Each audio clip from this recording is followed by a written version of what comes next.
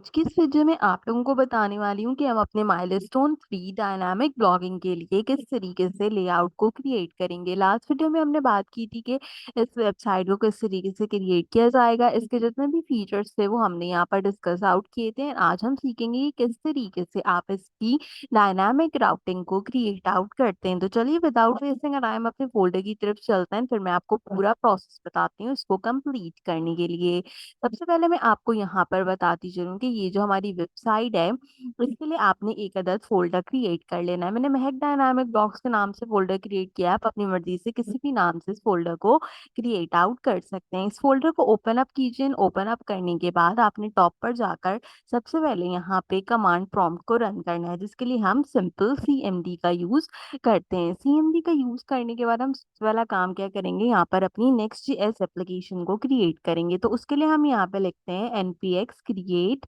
Hyphen next hyphen app @latest। जब मैं @latest लिखती हूँ तो इससे क्या होता है कि जो भी मेरी लेटेस्ट Next.js का वर्जन होता है उसमें मेरा ये प्रोग्राम कंपाइल्ड होता है। समटाइम ये आपसे जो है यहाँ पर पूछता है कि यहाँ पर इसका कोई नया वर्जन आया है, जैसे यहाँ पे 14.2.16 आया है, तो क्या आपने इस वर्जन के साथ प्रोसीड करना है। तो बहुत सारे लोग यहाँ पे ओके लिख देते हैं। आपने यहाँ पे ओके नहीं, आपने यहाँ पे वाई लिखना होता है, जिसका मतलब होता है यस कि इस वर्जन के साथ यहाँ पर आप प्रोसीड करें एंड इसको जो है वो यहाँ पे कंपाइल करें। अभी हम मुझसे यहाँ पे नाम पूछ रहे हैं तो मैं यहाँ पे लिख दूंगी इसको नाम महक डायनामिक ब्लॉग। आप कुछ भी लिख सकते हैं, जो भी आपने अपने फोल्डर का नाम रखा हो आप सेम जो है वो यहाँ पर नाम रख सकते हैं। ठीक है, तो मैंने महक डायनामिक ब्लॉग रखा एंड देन मैं इंटर करूंगी।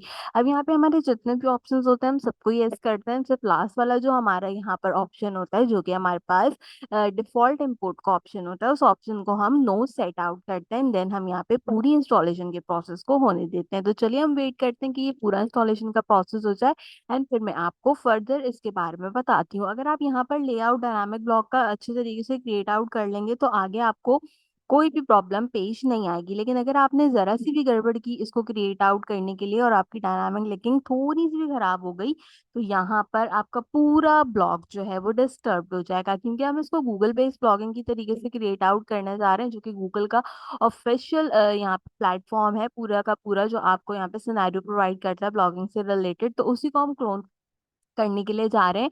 तो नेक्स्ट जेस की डायनामिक राउटिंग यहाँ पे बहुत अच्छे तरीके से होनी चाहिए। तो चलिए इस पूरे प्रोसेस को कंप्लीट होने देते हैं एंड देन फिर हम अपने वीडियो को कंटिन्यू करते हैं।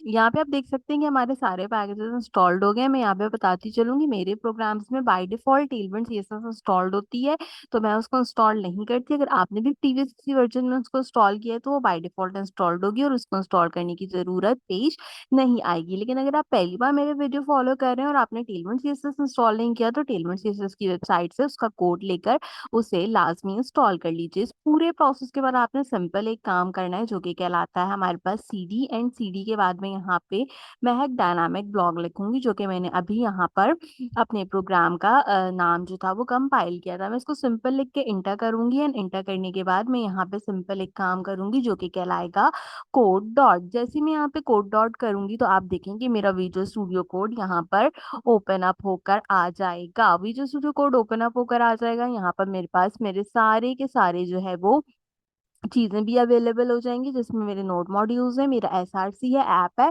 और बाकी की चीजें जो है वो यहाँ पे कंपाइल्ड आउट हो गई हैं। आपने क्या करना है कि हमने यहाँ पर जब हम इसको ओपन अप भी करेंगे तो सारी चीजें हमारे पास यहाँ पर ऑलरेडी अवेलेबल होंगी। आपने क्या करना है कि अब आपने सिंपल एक काम करना है जो कि कहलाता है npm run dev। तो हम यहाँ पे सिंपल npm run dev की कमांड को जो है वो रन आउट कर लेंगे ताकि हमारा टर्मिनल यहाँ पर रन आउट हो जाए। तो अगर आप इस तरीके से सारी चीजें करेंगे तो कंपाइल्ड हो जाएगा। मेरे पास लोकल होस्ट 301 आ रहा है क्योंकि मैंने ऑलरेडी एक अदद सर्वर ओपन अप करके रखा है। तो यहाँ पर ये इस तरीके से ओपन होगा एंड नेक्स्ट जेस का जो पेज होगा वो हमारे पास डिस्प्ले होना शुरू हो जाएगा। अगर आप पूरा प्रोसेस ठीक तरीके से कंपाइल करेंगे तो एग्जैक्टली इसी तरीके से आपके पास यहाँ पर आपकी चीजें कंपाइल्ड आउट हो जाएंगी। अब मैं एक चीज बता दूं कि फोल्डर में आइए, यहाँ पे कुछ लोगों के पास पब्लिक का फोल्डर अवेलेबल नहीं होता। मैंने नहीं बनाया, मैं चाहती तो मैं बना सकती थी बट मुझे क्योंकि इससे कहानी थी। तो इसलिए मैं आपको बता रही हूँ कि अगर पब्लिक का आपके पास फोल्डर ना हो तो न्यू में जाइए, न्यू में जाकर एक फोल्डर बनाइए, इसको यहाँ पे दीजिए एक नाम जो कि कहलाएगा पब्लिक। एंड इस पब्लिक के फोल्डर के अंदर आप बाय डिफॉल्ट एक और फोल्डर बना दीजिए और इसको नाम दे दीजिए इमेजेस। क्यों? क्योंकि हम अपने वेबसाइट में इमेजेस यूज करेंगे। तो अब आपके जितने भी इमेजेस होंगे वो यहाँ पर इस इमेजेस वाले फोल्डर के अंदर हम पुट आउट करते चले जाएंगे। दोनों काम हो गए। दोनों काम करने के बाद अब हमने क्या करना है कि अपनी प्रोग्राम की डायनामिक ब्लॉगिंग राउटिंग क्रिएट करनी है जो कि हम सोर्स में क्रिएट करेंगे। तो इसके लिए हम आ जाएंगे अपने विजुअल स्टूडियो कोड में। विजुअल स्टूडियो कोड में आने के बाद मैं सबसे पहला काम क्या करूंगी, मैं सबसे पहला काम ये करूंगी कि आपके लिए इसको थोड़ा सा जूम करती हूँ ताकि आपको नजर आए। एंड इसके बाद हमने क्या करना है, हमने सबसे पहले यहाँ पर अपने ऐप के फोल्डर में आना है। इस ऐप के फोल्डर के अंदर मैं बनाऊंगी एक नया फोल्डर। इस फोल्डर को मैं यहाँ पे नाम दूंगी पोस्ट का।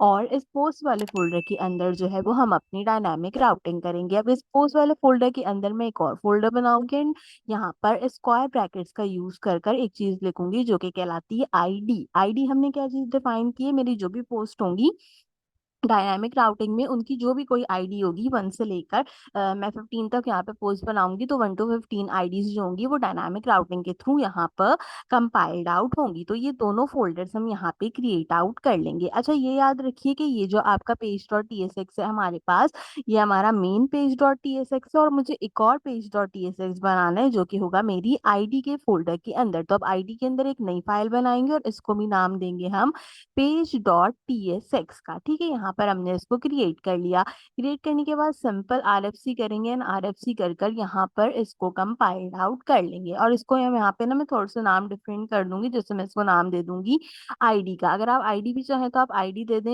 या पेज देना चाहें तो पेज दे दें। वो क्यों प्रोवाइड आउट किए, ताकि ये जो दोनों पेजेस है ना ये दोनों के दोनों एक दूसरे से डिफरेंशिएट हो जाए and आपको पता भी चल रहा है। तो दूसरे वाले पेज पे आते हैं जो कि हमारा मेन पेज होता है। मेन पेज पे आने के बाद क्या करते हैं, ये हमारा बेसिकली होम पेज होता है। हम सारा का सारा जो कंटेंट है उसको यहाँ पर रिमूव कर देते हैं। आप चाहें तो आप डायरेक्टली भी रिमूव कर सकते हैं। और उसके बाद हमने क्या करना है, उसके बाद हमने सिंपल जो है वो अपना एक अदद पेरेंट एलिमेंट इसमें क्रिएट करना है। पेरेंट एलिमेंट क्रिएट करके मैं इसके अंदर सिंपल एक अपना टेक्स्ट लिख देती हूँ जैसे कि महक डायनामिक ब्लॉग। ठीक है, आप यहाँ पर अपने अकॉर्डिंगली इसको टाइप आउट कर लीजिएगा ताकि हमें कोई भी प्रॉब्लम पेश ना हो। अगर ऊपर import image from image next लिखा है तो आप इसको हटा दीजिए। यहाँ पर आप जो है वो इम्पोर्ट करा लीजिए। किस चीज को इम्पोर्ट कराना है, आपने रिएक्ट को इम्पोर्ट कराना है। ठीक है, तो हमने यहाँ पे रिएक्ट को इम्पोर्ट करा दिया। यहाँ पे देखिए मैक डायनामिक ब्लॉगिंग हमारे पास जो है वो लिखा हुआ आ गया है। पूरा प्रोसेस यहाँ तक कंप्लीट हो गया। दोनों चीजों को कंप्लीट आउट करने के बाद अब हमने क्या करना होगा, अब हमने अपने कंपोनेंट के फोल्डर क्रिएट करने हैं। तो कंपोनेंट के फोल्डर्स कहाँ पे क्रिएट होते हैं, वो होते हैं सोर्स के अंदर। तो सोर्स में जाएंगे, सोर्स में जाके एक नया फोल्डर बनाएंगे।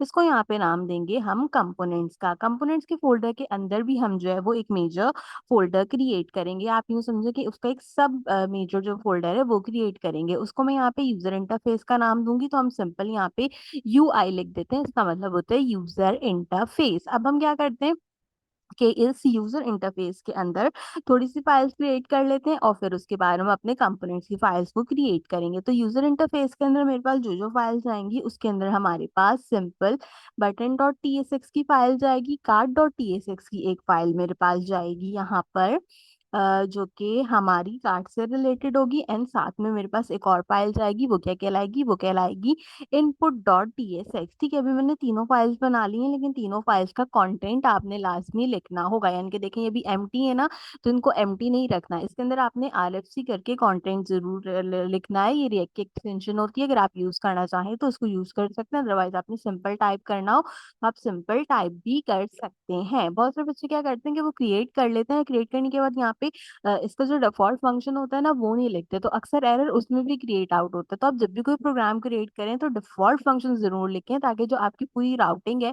पूरी चीजें हैं, वो एक तरीके से वर्किंग आउट करें। अब हमने अपने सबसे मेजर काम करना है कि अपने कंपोनेंट के फोल्डर्स क्रिएट आउट करने हैं। तो कंपोनेंट के फोल्डर्स के अंदर जो है हमारी फाइल्स है, हम उसको क्रिएट आउट करते हैं। ठीक है, कंपोनेंट के फोल्डर के अंदर मैं एक नई फाइल बनाऊंगी। इसको मैं सबसे पहले नाम दूंगी ब्लॉक कार्ट का। जो नाम मैं दे रही हूँ अगर आप वही नाम दें तो भी अच्छी बात है, और अगर आप अपने अकॉर्डिंगली देना चाहें तो भी आप सिंपल अपने अकॉर्डिंगली इनको नाम प्रोवाइड आउट कर सकते हैं। अब ये कहाँ पे बन रहे हैं, ये बन रहे हैं कंपोनेंट के अंदर। ठीक है, अब कंपोनेंट के अंदर पहली फाइल हमने ब्लॉक कार्ड की बनाई, दूसरी हम बनाएंगे इसके अंदर कमेंट सेक्शन की, क्योंकि हमें यही फंक्शनैलिटी इसके अंदर प्रोवाइड आउट करनी है। सारी टाइप स्क्रिप्ट की फाइल क्रिएट आउट करेंगे हम, और साथ ही साथ जो है हम अपने मेजर फाइल्स को भी क्रिएट आउट कर लेंगे। मेजर फाइल्स कौन सी होती है? मेजर फाइल आपके पास एक फूटर होता है जो कि आपने हमेशा हर वेबसाइट में क्रिएट आउट करना होता है, एंड साथ ही साथ जो है वो आपके पास दूसरी चीज क्या होती है, वो कहलाती है आपकी वेबसाइट का नैव बार। नैव बार एंड फूटर दो ऐसी चीजें हैं जो कि आप कोई भी प्रोग्राम क्रिएट आउट करें उसमें आपके पास लाजमी होंगी। तो बहुत से बच्चे बोलते हैं कि कौन कौन सा सेक्शन बनाना है, तो वही सबसे पहले ये चारों सेक्शंस में से जो दो सेक्शंस होते हैं हमेशा नैव बार एंड फूटर के, इनको तो आप लाजमी क्रिएट आउट कर लें। अब हम यहाँ पे दो तीन फाइल्स और बनाएंगे, जैसे कि इस कंपोनेंट के अंदर मैं एक और फाइल बनाऊंगी, इसका नाम होगा मेरे पास फीचर डॉट टीएसएक्स, जिसके अंदर मैं अपने फीचर के जो मेरे पास यहाँ पे कंपोनेंट्स हैं उनको क्रिएट आउट करूंगी।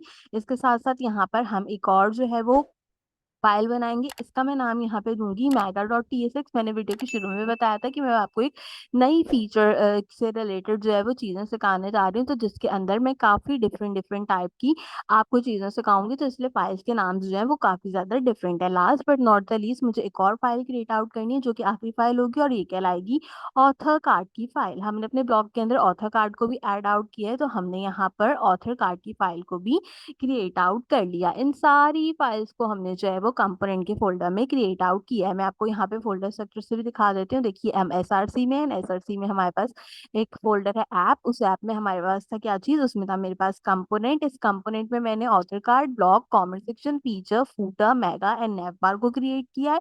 इसके अंदर एक फोल्डर क्रिएट है जो कि यूआई के नाम से, इस यूआई के फोल्डर में बटन, कार्ड एंड इनपुट की तीन फाइल जो है टाइपस्क्रिप्ट की मेरे पास अवेलेबल है। अब मुझे एक काम और करना है, वो एक काम और क्या है, वो है मेरे पास कि मुझे सोर्स में जाकर एक यहाँ पर यूटिलिटीज का फोल्डर क्रिएट करना है। तो हम सोर्स में जाएंगे, सोर्स में जाने के बाद मैं एक नया फोल्डर क्रिएट करूंगी, इसको मैं लिब का नाम दूंगी जो कि लाइब्रेरी कहलाता है, और इस लाइब्रेरी के फोल्डर के अंदर मैं एक नई फाइल क्रिएट करूंगी जो कि मेरी यूटिलिटीज से रिलेटेड जो है वो अवेलेबल होगी। ठीक है, आप इसको भी कोई भी नाम दे सकते हैं, मैंने सिंपल इसको यूटिलिटीज का नाम जो है वो प्रोवाइड आउट किया है। तो इस तरीके से जो मेरा स्ट्रक्चर होगा वो यहाँ पे क्रिएट आउट हो जाएगा। तो आपके पास लास्ट में सोर्स के अंदर ऐप, कंपोनेंट एंड लिब तीन फोल्डर होने चाहिए आपकी डायनामिक राउटिंग के लिए, ताकि हम जो वेबसाइट क्रिएट आउट करने जा रहे हैं इस तरीके की वो परफेक्टली वर्क करे हमारे पास राउट से रिलेटेड। इंशाल्लाह अगली वीडियो के अंदर हम इसके कंप्लीट सेक्शंस को चेक आउट करेंगे, तो उससे पहले आप मेक श्योर कीजिए कि इस वाली डायनामिक राउटिंग के लेआउट को लाजमी